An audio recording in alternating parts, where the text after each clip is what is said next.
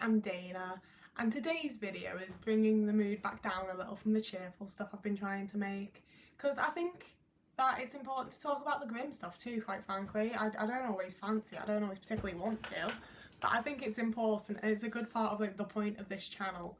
So today I really wanted to get into how being in an abusive relationship is sort of different in some ways for people with disabilities than it is for the average person.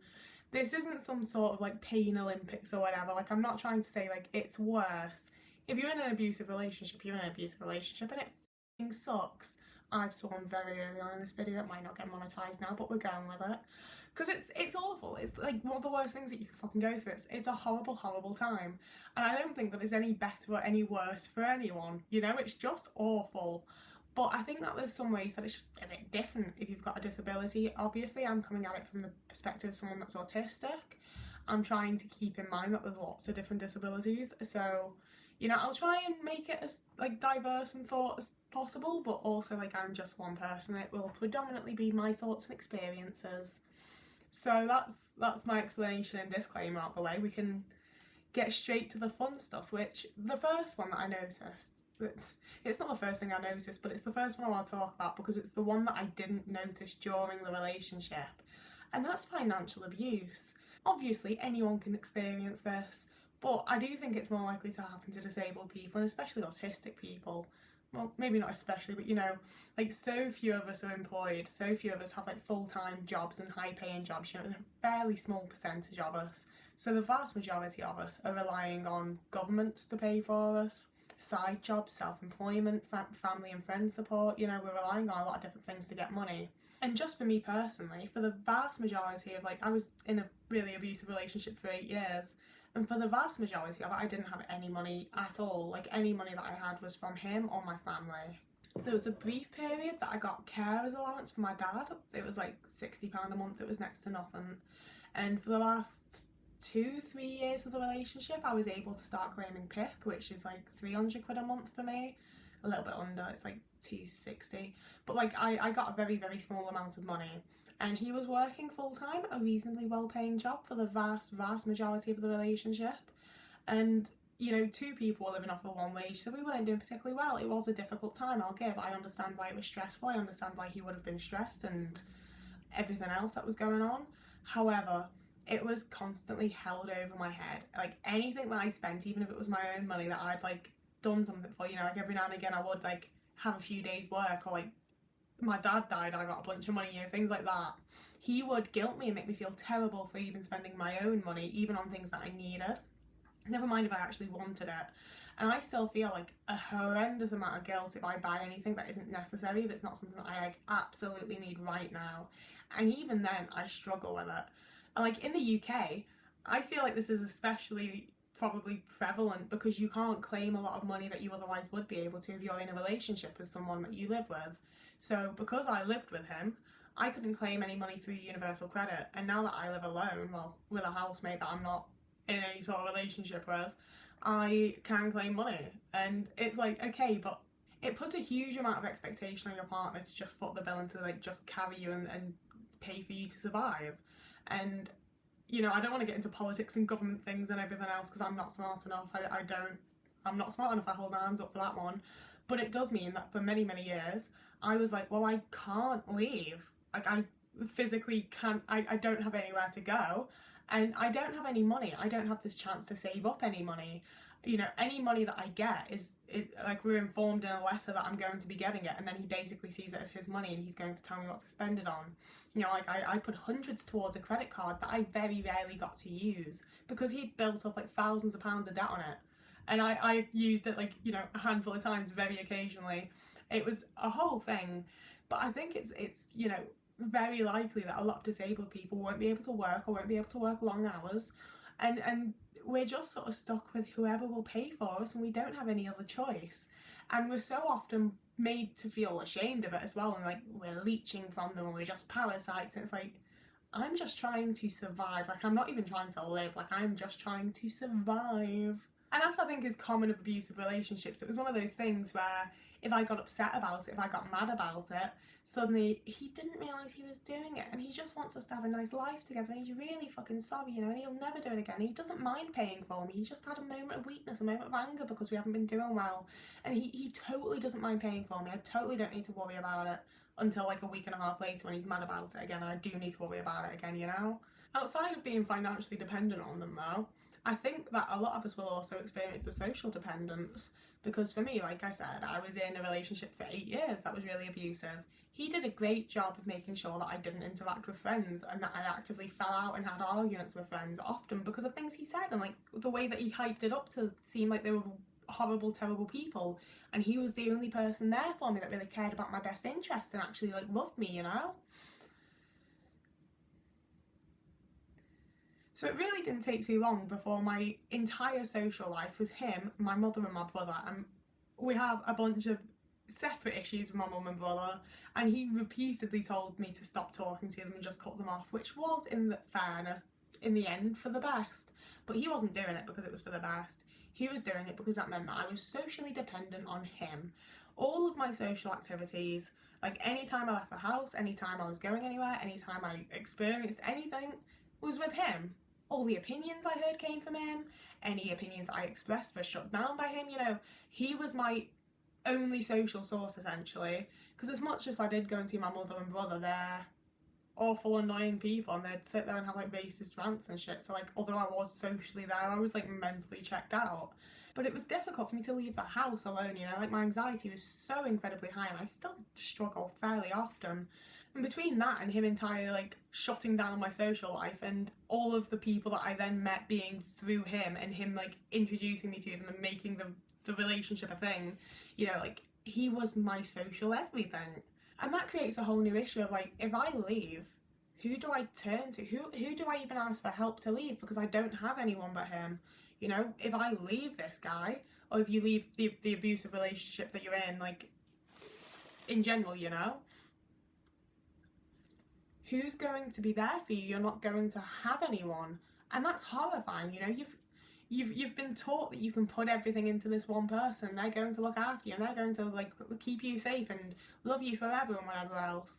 And there's no one else. You know, like people outside of abusive relationships, like general average people, have friendships. They have social support groups. Like they have things going on. They have colleagues and workmates and bosses, and you know, there's people that they can ask for help. There's people that they can ask for advice. They can go to like, you know, domestic violence and domestic abuse groups and the like. I was too anxious to do that. I didn't have anyone to ask to go with me apart from my abusive partner. They completely socially isolate you to the point where like it's impossible to get out. And that's obviously a very common thing in abuse.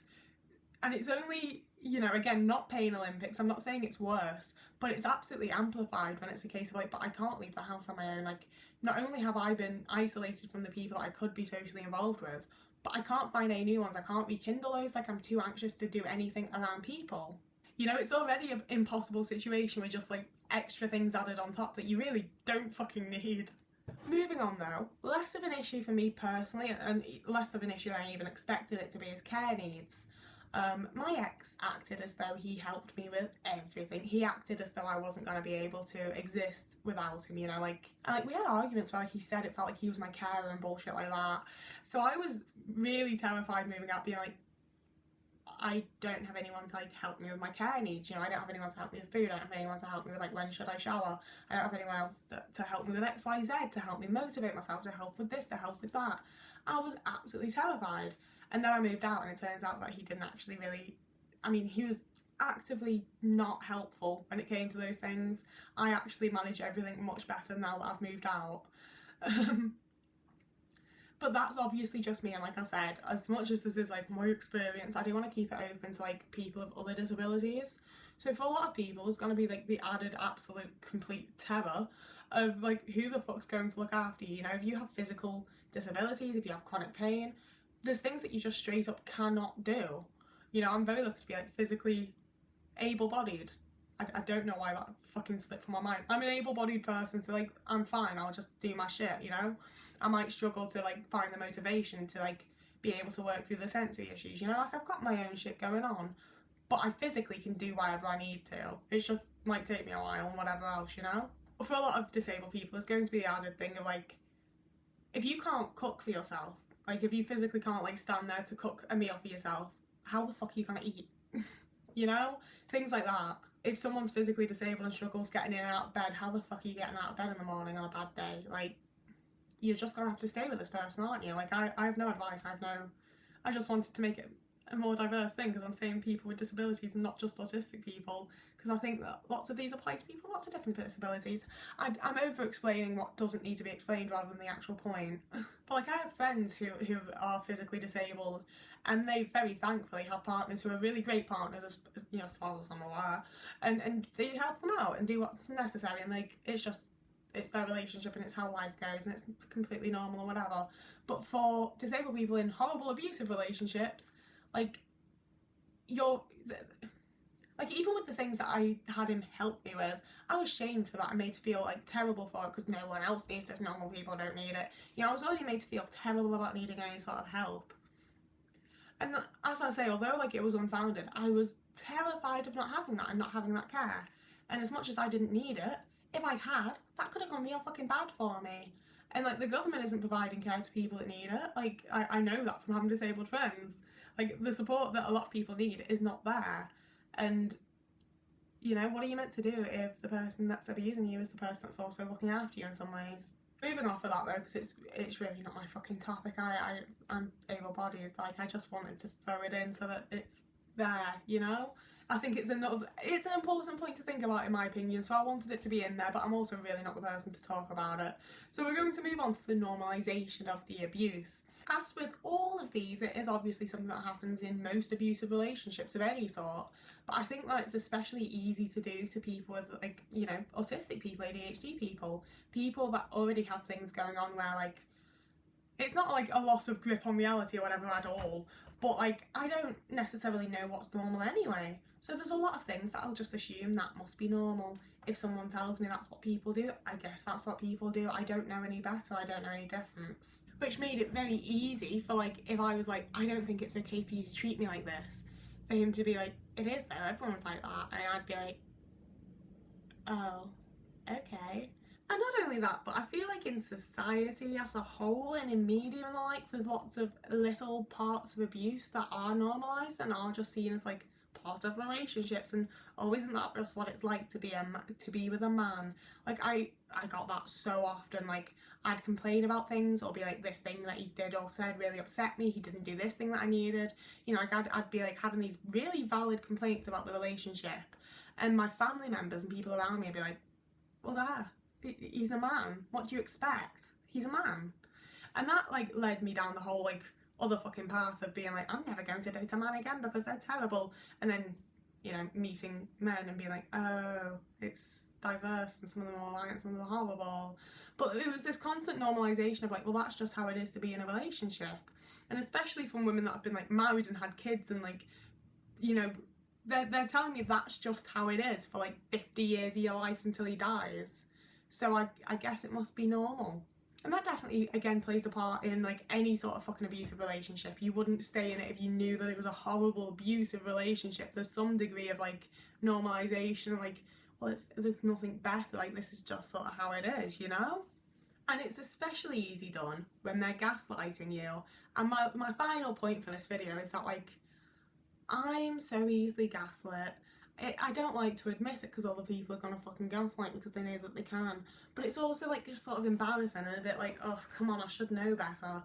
But I never fucking do. Like, I'm the easiest person to gaslight because I'm autistic. I feel like my perception of the world and the perception of the way that people receive and then communicate and do things and generally experience the world, I'm like, I'm having a different one. I'm having a different experience. I'm having a different reaction. Like, I'm just on a different sort of, like, I've got a different brain, literally, like, I'm neurodivergent. I have a different brain to all these other people.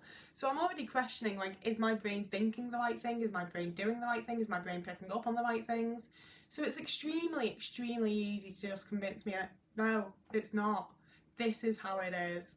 And I'll have niggling little questions and be like, oh, I'm not so sure about this. I don't know. But I don't know, you know?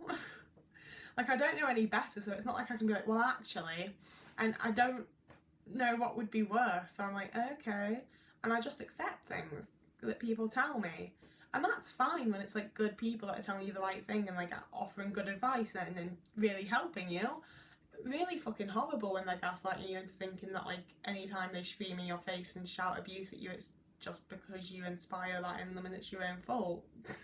So yeah, that's the video. Another really cheerful one from me, but I think it's important, and you know, not all content has to be important. I do want to have just some fun on here, but I'm also having a lot of fun on TikTok, where you could go and follow me instead for more fun things. Most of TikTok is just fun, or even when it's like trauma dumping, it's in like a fun way, so that's okay. And you can also follow me on Twitter and Instagram. I've probably dived into the outro because I am like really done with filming right now for some reason. I haven't enjoyed making this video as much as I usually do, okay? I want to be done with it. But as always, I'd love it if you commented down below with your thoughts and opinions, what you think about what I've said, if you have anything to add or anything that you should be taken away. Like, I don't know, give me your thoughts and opinions. Like I said, those are the literal words I just used. I know what this is. I've been reminded of lots of situations with my ex, and it's put me into like fight or flight, and I need to fucking go, guys. I don't like it. But yeah, you can also donate. I keep getting a pain like right here, and it's either anxiety or indigestion. I haven't eaten yet today. It might be that. Maybe this is what. No, this isn't hunger. I felt her. Jeez.